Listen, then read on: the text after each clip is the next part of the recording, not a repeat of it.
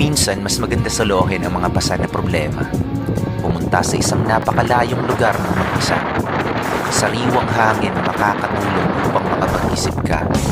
Wala nang mas titibay at hihigit pa sa taong tinayo muli ang sarili ng mag-isa. Kaya sa sarili ko, saludo sa'yo, kinaya mo at di ka nagantay ng himala. Ganda ng mga ngiti mo, sana wag na yang mawala.